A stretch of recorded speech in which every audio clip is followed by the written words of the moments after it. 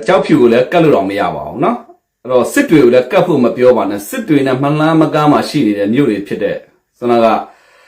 ပုံနာကျွန်းတို့ရသေးတောင်တို့ပေါတော်တို့မှာရှိနေတဲ့ရွာတွေပေါ့အဲ့ဒီရွာတွေကလည်းစစ်တပ်ကတပုံခုမှန်းတဲ့အတွက်ကြောင့်မို့လို့စီရေးပြစ်မှတ်တွေကိုလမ်းပြီးတော့နယ်မြေရှင်းပစ်ခတ်ထားတယ်အဲ့တော့အဲ့ဒီရွာတွေမှာပြည်သူတွေကမရှိတော့ဘူးပြည်သူတွေမရှိတော့ကြပြီသူတို့တိုက်ပွဲစဖော်ကြတဲ့စစ်တွေကိုတိုက်မယ်ဆိုရဲအဲ့ဒီရွာတွေမှာစစ်ပေးရှောင်သွားကြပြီအဲ့တော့စစ်ပေးရှောင်သွားပြီးဘာမှဘယ်သူမှမရှိတဲ့ရွာကိုဘာကြောက်ပြစ်ရတယ်လဲဟုတ်တော့အဲ့တော့ဒီနေ့ဆိုလို့ရှိရင်သူတို့ဘက်ကသတင်းမီဒီယာတွေကိုယ်တိုင်ကဝန်ခံလာပါတယ်เนาะဒီပုံနာကျွန်းရွာပေါ့ပုံနာကျွန်းကရွာရဲ့เนาะနောက်ထပ်ပေါက်တော်ကရွာရဲ့အဲ့ဒီနေရာတွေကိုเนาะလှမ်းပြီးတော့ပြစ်တယ်လို့လေရင်နဲ့ပေါင်900ဘုံတွေကျဲသွားပါတယ်တဲ့ကျဲသွားအတွက်အားလုံးပဲမင်္ဂလာပါကျွန်တော်ရဲ့တော်နေယူ channel မှာကြိုဆိုပါတယ်ကျွန်တော်ရဲ့တော်နေယူ channel ဟာဆိုရင်နေ့စဉ်တဒန်းတူတဒန်းကောင်းတွေကိုတင်ဆက်ပေးနေတာမို့ကျွန်တော်ရဲ့ channel ကို like and subscribe လေးလုပ်ပေးဖို့တောင်းဆိုရှင်ပါတယ်ရှိရှိသူများကိုအထူးကျေးဇူးတင်ပါတယ်နိုင်ငံကြီးတွေနဲ့ဖလဲတကင်းလုံခြုံရေးကုမ္ပဏီတွေလက်မှတ်ထိုးရခြင်းဟာဒီကောင်မဆို AA အနေနဲ့တော်တော်ကြီးကိုအာရုံတဲ့ဘက်ကိုရောက်သွားပြီလို့ပြောချင်တာဗျာနော်အဲ့တော့အတွက်ကြောင့်မို့လို့ကြောက်ဖြူမို့လို့ဟိုထိခိုက်ပါဒီထိခိုက်ပါတော့အော်တော့ဗျာနော်တော့ပါဆိုလဲဒီရွာတွေကတကယ် empty ပါဘာလို့ဘာမှမရှိတော့ပါဘူးရှိနေရင်လည်းဒီဟာတွေကအေးစစ်သွေးကြနေတဲ့စစ်တွေကိုတောင်ကချောင်းလိုက်မြောက်ကချောင်းလိုက်သူတို့ကစစ်တွေကိုဝင်ပေါက်မှမရှိတာနော်စစ်တွေကိုဝင်ပေါက်ဆိုလို့ကျွန်တော်တို့ဒီရက်သားရန်ဆောင်လုံးဝင်လို့မရဘူးအဲ့တော့အတွင်းကဖျဲသီးမရှိဘဲနဲ့စစ်တွေမကြပါဘူးနော်ကျန်တဲ့နေရာတွေကြခဲ့ဆိုတာတကယ်ဖျဲသီးတွေကြောက်ကြခဲ့တာပါစစ်တွေဖျဲသီးမရှိမကြဘူးနော်ထို့တူကျွန်တော်တို့ဒီကြောက်ဖြူဖျဲသီးမရှိရင်လုံးဝမကြဘူးအဲ့တော့အခုဗမော်ချင်းနေဖျဲသီးမရှိလုံးဝမကြဘူးနော်အဲ့တော့ဖျဲသီးသားလေးအဓိကဖြစ်နေဒါတွေကတော့တက်မတော်မှာနည်းနည်းပေါ့ဟိုစစ်စေးကြည့်ရှုရမယ့်တိုင်းတာဖြစ်တယ်ဟုတ်ပြီကျွန်တော်ဒီနေ့ပြောခဲ့တာဆိုရင်ညောင်ကျိုးအခြေအနေကျွန်တော်ပြောခဲ့ပြီးပြီARD တိုင်းကမြန်အောင်အခြေအနေကျွန်တော်တို့ပြောခဲ့ပါတယ်เนาะမြန်အောင်ကိုကျွန်တော်ပြောဆိုရတဲ့ကကျွန်တော်ပြောထားခဲ့တာရှိပေမဲ့ဒီနေ့အထူးတလဲအနေနဲ့ AA ကတစ်ခုတ်သမားတွေကိုဆွဲသွားတဲ့အတွက်ကြောင့်မို့လို့တက်ကထက်ချက်မကွာလိုက်ရှင်းနေရတယ်အဲ့တော့အဲ့ဒီအခြေအနေတွေရှိတယ်ဟုတ်ပြီစစ်တွေနဲ့ကြောက်ဖြူကိုကျွန်တော်အနေနဲ့ပြောပြီးသွားပြီဆိုတဲ့အခါကျတော့နောက်ထပ်စီရတဲ့အနေနဲ့ကထန်တလန်ဘက်သွားရအောင်เนาะထန်တလန်နဲ့ဒီချင်းပြည်နယ်ပေါ့ချင်းပြည်နယ်အခုဖလန်းမှာလည်းတိုက်ပွဲတွေပြင်းထန်နေတယ်ထန်တလန်မှာလည်းတိုက်ပွဲပြင်းထန်ထန်တလန်ကတော့ဒီဟာကြားတဲ့မြို့ဖြစ်တဲ့အတွက်ကြောင့်မို့လို့တက်မတော်အနေနဲ့လုံးဝအကြမခံမဲနဲ့ဘယ်လိုခေါ်မလဲဆိုလို့ရှိရင်ထိန်းနာတာရှိတယ်အဲ့တော့ထိန်းနာရင်းနဲ့တက်မတော်အနေနဲ့ကအခုထိုးစစ်တွေပြန်ဆင်နေတဲ့တိုင်းနာတွေရှိတယ်ပေါ့နော်ထိုးစစ်ပြန်ဆင်တဲ့တိုင်းနာမျိုးမှာထိုးစစ်ကနည်းနည်းရုန်းကန်ရတဲ့အခြေအနေရှိတယ်ထိုးစစ်ဆင်ပြီဆိုတဲ့ကဒါကတနည်းအားဖြင့်အခြေအနေကောင်းလို့ပေါ့လေနော်အခြေအနေကောင်းလို့ထိုးစစ်ဆင်တာပါကိုယုံကြည်လို့ထိုးစစ်ဆင်တာမှာခံစစ်ကနေပြီးတော့အဲ့တော့ထိုးစစ်တွေဆက်လက်ဆင်နေတော့ညာလည်းပဲနည်းနည်းလေးရုန်းကန်နေရတဲ့အတိုင်းတာတွေရှိတယ်ကိုဘက်ကမနေကအထိပေါ့နော်ကျွန်တော်တို့ပေးဆက်မှုတချို့ရှိတယ်စိတ်မကောင်းစရာဖြစ်တယ်နော်နောက်တစ်ခုကလည်းခင်ဗျားတို့စစ်တီတွေအနေနဲ့တိထားမှာပါလဲဆိုတော့လေစစ်တုံပန်းမိရင်စစ်သွေးကြတဲ့ပုံကမင်းတို့တငယ်ချင်းတွေပဲနော်ဘာညာဆိုပြီးတော့ခင်ဗျားတို့လက်နက်ချခိုင်းမယ်ချော့မော့ပြီးလက်နက်ချခိုင်းမယ်အဲ့လိုလက်နက်ချခိုင်းတဲ့သူတော်မှပဲထိုးလားကန်လားကြိတ်လားခင်ဗျားတို့အဲ့ဒါကိုယုံတဲ့သူကလည်းယုံတာပဲနော်ထားပါတော့သူတို့ခေါ်သွားလို့ဥမာဖြစ်သူတို့စစ်တုံပန်းပြရုပ် for show လုပ်ဖို့အတွက်ထားကောင်းထားနိုင်တယ်ဒါပေမဲ့ခင်ဗျားတို့ထမင်းကျွေးဖို့လုံခြုံရေးပေးဖို့နော်ဆိုတာရန်ကိုသူတို့အတွက်အန္တရာယ်ကြီးတဲ့ကိစ္စဖြစ်တယ်သူတို့အတွက်အရန်ကိုဝင်လေးတဲ့ကိစ္စဖြစ်တယ်နော်အဲ့ဒီတော့ကြောင့်မို့လို့ခင်ဗျားတို့မတတ်ပါဘူးဆိုတာကခင်ဗျားတို့တကယ်ယုံကြည်နေသေးလားစစ်တီတွေကိုမေးကြတာအဲ့တော့ဟိုနေ့က6ယောက်စစ်တီ6ယောက်ဘာမှမလုပ်ပါဘူးဆိုပြီးတော့ခေါ်သွားတာလုံးဝလမ်းမှာပဲအပြောက်ရှင်းခံလိုက်ရပါတယ်အဲ့တော့အခုကျွန်တော်တို့တွေ့ပါလိမ့်မယ်ဗျာကျွန်တော်တို့ဒီအခု online media social media ပေါ်တက်နေတဲ့ဗီဒီယိုကျွန်တော်အနေနဲ့မပြောချင်သေးပါဘူးအဲ့တော့မင်းတို့ဘာမှမလုပ်ဘူးထိုးလို့ရကန်လို့ရဆိုပြီးတော့လူတွေကိုကန်တာမျက်နှာတွေကိုလှုပ်ချင်တိုင်းလှုပ်တာဒီလိုလူမျိုးတွေကမတတ်ပါဘူးဆိုတာခင်ဗျားတို့ယုံနေကြတယ်မနော်အဲ့တော့စစ်သားတွေအနေနဲ့ကလည်းအယုံမလွယ်နဲ့နော်အယုံမလွယ်နဲ့ကိုကစစ်မြေပြင်မှာဒီ PDF သဘုံတွေဆိုတာဟာကျွန်တော်တို့မြန်မာနိုင်ငံမှာရှိသမျှသဘုံတွေအားလုံးထဲမှာအောက်တန်းအစားအကျဆုံးသဘုံတွေဖြစ်တယ် NUG PDF အုပ်စုဆိုတာ နော်အဲ့တော့ခင်ဗျားတို့မို့ယုံကြည်နေသေးတာတော့ကျွန်တော်တို့ဒါတော်တော်ကြီးကိုအံ့ဩမိတယ်အဲ့တော့အခု6ယောက်ကိစ္စဒါကျွန်တော်မြေပြင်သတင်းရကျွန်တော် confirm လုပ်နိုင်ခဲ့ပါတယ်ဟုတ်ပါတယ်နော်လမ်းမှာပဲသူတို့စစ်တုံးမှန်ကိုတက်ဖြတ်ပြီးတော့ထားခဲ့တယ်ဆိုတဲ့သတင်းအတိအကျရခဲ့ပါတော့ဗောနော်ထန်တလန်မှာလည်း2ယောက်ပေးဆက်လိုက်ရတယ်ဒါကလည်းအရှိတရားဖြစ်တယ်ဟုတ်ပြီအဲ့တော့ကျွန်တော်တို့စစ်ကအစီရေးချင်နေပေါ့နော်အခုလက်ရှိကျွန်တော်တို့ဘက်ကပေးဆက်ရတဲ့အတိုင်းအတာကြီးလည်းရှိပါတယ်နော်အဲ့တော့လောလောမန်နော်ဒီစီရဥမော့လာမဲ့ကြံကရှိသေးတယ်တချို့နေရာလေးတွေမှာပြန်ပြီးတော့ရုန်းကန်နေရတယ်ဒီလိုပါပဲလေနော်ကျွန်တော်ရုန်းကန်နေရမယ်ပြန်လဲပြီးတော့ကောင်းလာမယ်ဆိုတော့မျောလင်းချက်ပဲကျွန်တော်မှရှိတယ်ပြန်ပြီးတော့လုံးဝအခုထိုးစစ်တက်မလို့ထိုးစစ်ကနည်းနည်းပြန်ရုန်းကန်တဲ့နေရာတချို့တွေရှိလာပြီအဲ့တော့ဒါပေမဲ့ခံစစ်တွေနော်ခံစစ်တစ်ခုခံစစ်တွေကတော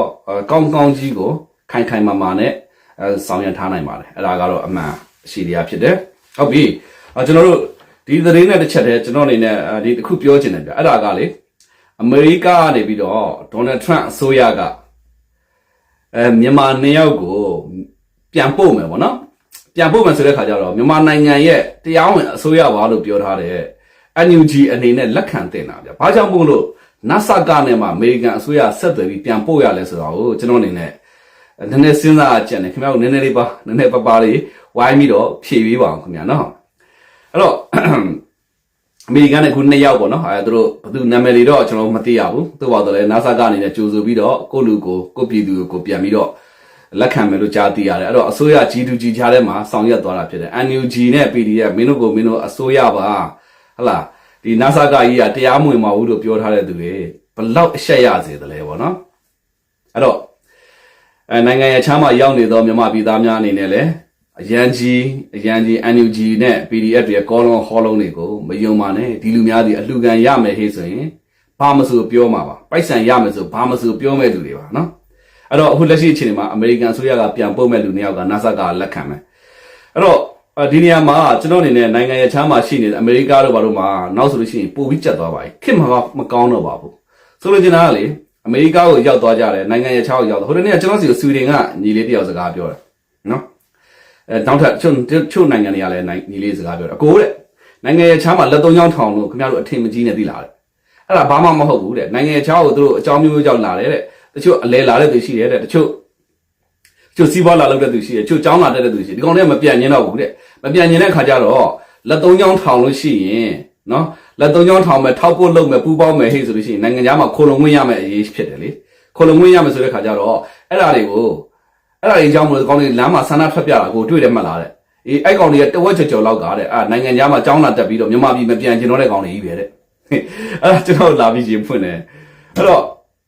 ့သူတို့စိတ်ထဲမှာတော့နိုင်ငံခြားကိုရောက်မယ်ရောက်လို့ရှိရင်လက်သုံးချောင်းထောင်ပြီးဓာတ်ပုံရိုက်မယ်အဲ့ဓာတ်ပုံကိုဒီနိုင်ငံအစိုးရတွေမှာသွားတင်မယ်သွားတင်တဲ့ခါကျလို့ရှိရင်မြန်မာနိုင်ငံကိုပြန်လို့မရတော့ပါဘူးဆိုပြီးတော့ဒါခေါ်လုံဝင်ရမယ်ပေါ့နော်အဲ့ဒီအကြံစီနဲ့လောက်တာအဲ့ဒါတွေကပုံများတယ်ကိုတဲ့သိလားလုံးဝထင်မကြီးနေတဲ့ဓာတ်တွေကြီးပဲအကြံဖန်တွေကြီးပဲတဲ့အဲ့တော့အခုဒေါ်နယ်ထရန့်လက်ထက်လည်းရောက်အဲ့လိုလူမျိုးတွေအကုန်လုံးအခုပြန်ရောက်ဖို့ရှိတယ်နော်ကြက်သတိထားပါအဲ့တော့နိုင်ငံခြားမှာရောက်တယ်ကျွန်တော်တို့ဒီလိုမျိုးပေါ့လက်သုံးချောင်းသွားထောင်တယ်ဓာတ်ပုံရိုက်ခံတယ်ဒါဆိုလို့ရှိရင်ကျွန်တော်တို့ထောက်ထားခိုင်လုံသွားပြီဆိုပြီးတော့လာခိုလုံဝင်ရပြီဆိုပြီးတော့ကိုအရန်ကြီးမယုံကြည်လိုက်နေအောင်အဲ့ဒါမှမီးရနှခါနာဖြစ်မဲ့အတိုင်းတာတွေရှိရနော်ဒီလိုမျိုးလုပ်တဲ့အကွက်တွေကဒီနိုင်ငံအစိုးရတွေကလည်းယိုးနေပြီလို့ပြောလို့ရတယ်အဲ့ဒီတော့ကြောင့်မလို့သတိထားပါနော်သတိထားပါအခုထိုင်းနိုင်ငံကိုရောက်တဲ့တချို့ဆိုလို့ရှိရင် NUG နဲ့ပတ်သက်လိုက်တယ်ဗျာ NUG နဲ့ပတ်သက်ပြီး NUG ကလက်ခံလိုက်ပြီဆိုလို့ရှိရင် NUG ရဲ့ထောက်ခံစာနဲ့တော်လိုင်းကြီးနဲ့ပတ်သက်ပြီးတော့တဲ့နိုင်ငံကြီးခိုလုံဝင်ရှောက်ချင်တဲ့ဟေးဆိုရင် NUG ရဲ့ဒီဘယ်လိုခေါ်မလဲလက်မှတ်ပါမှာရှောက်လို့ရတယ်ဆိုတဲ့ပုံစံမျိုးတွေရှိလာပြီအဲ့တော့ NUG ကဒုက္ခသည်ဆိုင်ရာပေါ့နော်နိုင်ငံရဲ့ချားမှာခိုလုံခွင့်ကိုတော့မှလက်ဝကြီးအုပ်ထားတာ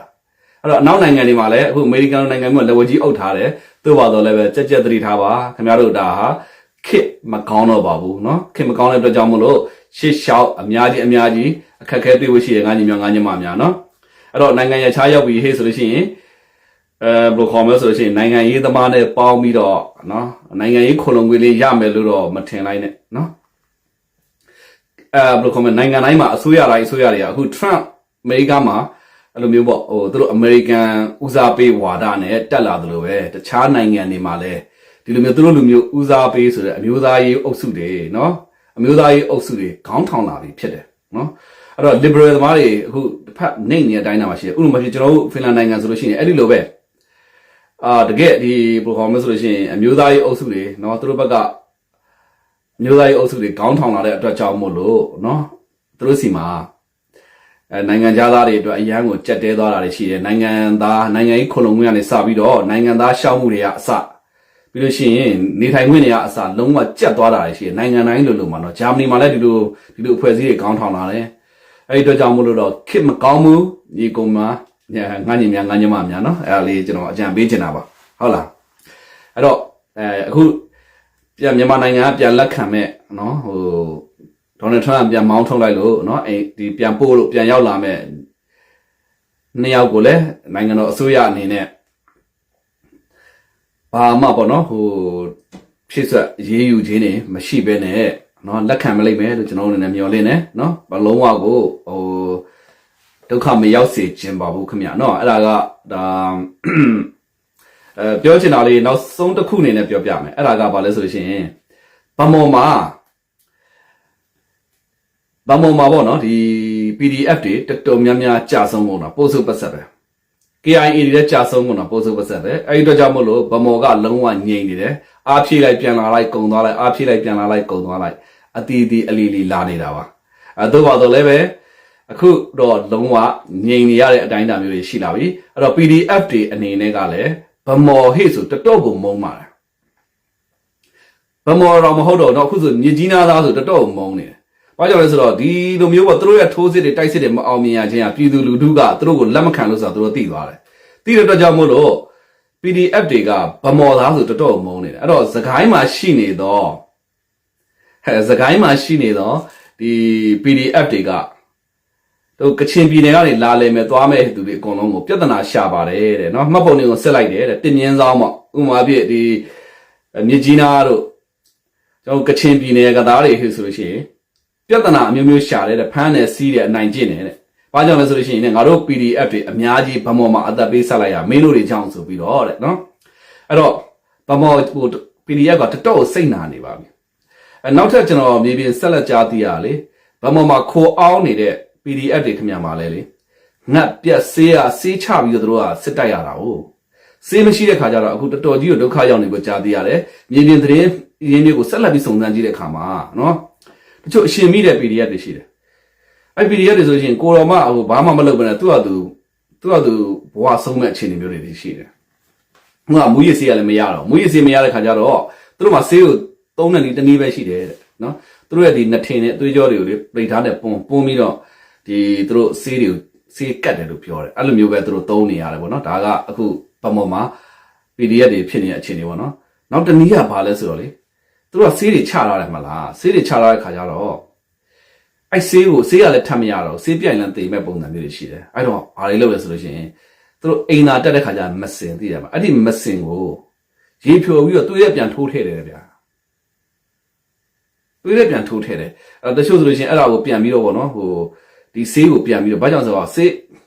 အဲ့ကြောင့်မို့လဲဟုတ်ပါတယ်နော်ကျွန်တော်တို့မူရဆေးပိုင်စစ်ရင်ကြောက်ကြုံမှုရမလားဘယ်လောက်ကြီးပဲစီးစစ်တယ်အဲ့လိုစီးတွေပိုင်စစ်လိုက်လို့ရှိရင်တန်းပေါ်တာပဲလေအဲ့လိုပဲအဲ့ဒီစီးနဲ့ဒီမစင်မာကအာနိသင်ရှိသေးတဲ့အတွက်ကြောင့်အဲ့ဆေးကိုပြန်ပြီးတော့သုံးတဲ့အခြေအနေမျိုးတွေဒီ PDF တွေဒုက္ခရောက်နေဆေးကြောင်နေတဲ့ပုံစံမျိုးတွေရှိနေပြီအဲ့တော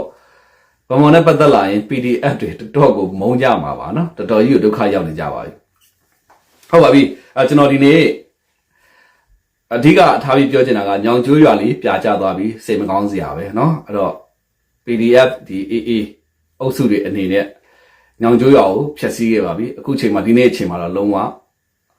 ကျွန်တော်တို့ထိတွေ့မှုမြေပြင်ထိတွေ့မှုမရှိဘူး drone တွေနဲ့သူပြစ်ကိုပြစ်ဖြစ်နေတဲ့အတွက်ကြောင့်မို့လို့ခိုင်ဒုက္ခလူလင်ဘဝမလွတ်သေးပါဘူးသူလည်းလွတ်ချင်နေပါပြီเนาะကြိုးစားဖို့လွတ်ချင်တော့လေเนาะအဲ့တော့ဒါကညောင်ကျိုးအချင်းနေ AACC ပဲရှိနေပါသေးတယ်เนาะမနေ့ကတော့တော်တော်ကြီးရုန်းကန်ရတာပါတော်တော်ကြီးရုန်းကန်တဲ့အခြေအနေဖြစ်တယ်နော်အဲ့တော့စစ်တွေအခြေအနေလည်းကျွန်တော်ပြပြပြီးသွားပါပြီတလုံးလာရင်10လုံးပြန်ပစ်ပါတယ်အနားမှာမရှိလို့တော့မှဟိုဘက်မြို့တွေထိလှမ်းပစ်ပါတယ်နော်အဝေးကြီးမှာရှိနေမြို့တွေထိစစ်တွေကလှမ်းပစ်ပါတယ်အဲ့တော့စစ်တွေအခြေအနေဘာမှထိတွေ့တိုက်ပွဲမရှိဘူးသူတို့ AA ကတော့တိုက်နေပါပြီဘာညာပြိပအော်နာဘာမှစစ်တွေအေးဆေးပါပဲကျွန်တော်တို့ကြောက်ဖြူ အခြေအနေလဲကျွန်တော်ပြောထားပြီးသွားပါပြီကြောက်ပြအခြေအနေ32ကိုကြော်ဖို့နေ32နာကတ်ဖို့မပြောနဲ့32ကထွက်ပြီးရှင်းနေပြီနော်ထွက်ပြီးတော့ရှင်းမှုတော့အခြေအနေရှိတယ်နော်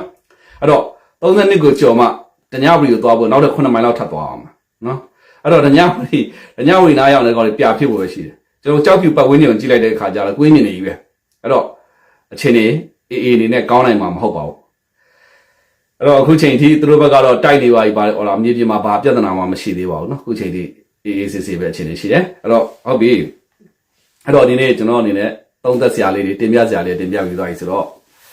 မျိုးတွေအားလုံးချစ်ခင်လေးစားလေးရပါဒီနေရာမှာကျွန်တော်တခုပြောလိုက်ပါဦးမယ်